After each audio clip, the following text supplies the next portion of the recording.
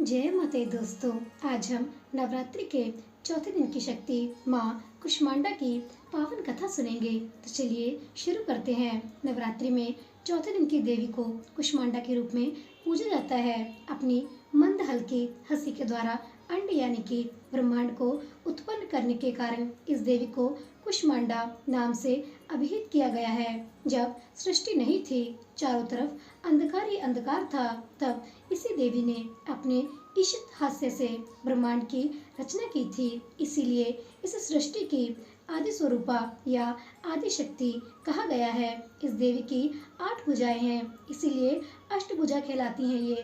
इनके 7 हाथों में क्रमश कमंडल, धनुष, बाण, कमल पुष्प, अमृतपूर्ण कलश, चक्र तथा गदा है। 8वें हाथ में सभी सिद्धियों और निधियों को देने वाली जयमाला है। इस देवी का वाहन सिंह है और इन्हें कुम्हड़े की बलि प्रिय है। संस्कृति में कुम्हड़े को कुष्मांड कहते हैं, इसलिए इस देवी को कुष्मांडा कहा जाता है।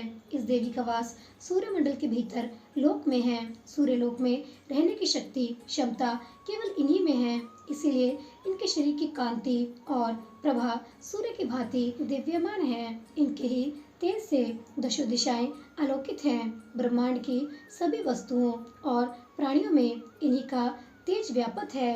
अचंचल और पवित्र मन से नवरात्रि के चौथे दिन इस देवी की पूजा आराधना करनी चाहिए। इससे भक्तों के रोगों और शोकों का नाश होता है तथा उसे आयु, यश, बल और आरोग्य प्राप्त होता है। तो चलिए अब सुनते हैं माता कुष्मांडा की पावन कथा। सनातन शास्त्रों में वर्णित है कि प्राचीन काल में त्रिदेवों ने सृष्टि की रचना का संकल्प लिया। उस समय संपूर्ण ब्रह्मांड में घना अंधेरा व्यापक था। समस्त सृष्टि एकदम शांत थी, ना कोई संगीत, ना कोई ध्वनि, केवल एक गहरा सन्नाटा था। इस स्थिति में त्रिदेवों ने जगत जननी आदिशक्ति माँ दुर्गा से सहायता की याचना की। जगत जननी आदिशक्ति माँ दुर्गा के चौथे स्वरूप माँ कुष्मांडा ने तुरंत ही ब्रह्मांड की रचना की। कहा जाता है कि माँ कुष्मांडा ने अपनी हल्की मुस्कान से सृष्टि का निर्माण किया। माँ के चेहरे पर फैली मुस्कान से संपूर्ण ब्रह्मांड प्रकाशमय हो गया। इस प्रकार अपनी मुस्कान से ब्रह्मांड की रचना करने के कारण जगत जननी आदिशक्ति को माँ कुष्मांडा के नाम से जाना जाता है। माँ की महिमा अद्वितीय है।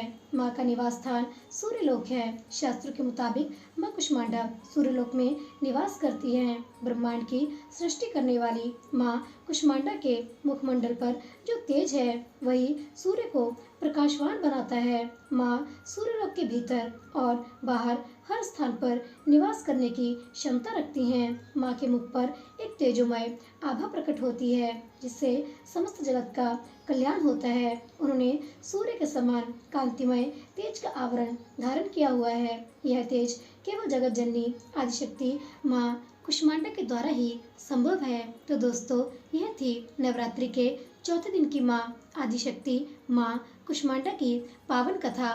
प्रेम से बोलिए माता कुष्मांडा की जय। दोस्तों, अगर आपको नवरात्रि की मेरी यह कथाएं अच्छी लग रही हैं तो कृपया जाने से पहले चैनल को सब्सक्राइब करना, कथा को लाइक करना और शेयर करना मत भूलिएगा। मिलते हैं अगली कथा के साथ, तब तक के लिए प्रेम से बोलिए जय माता दी।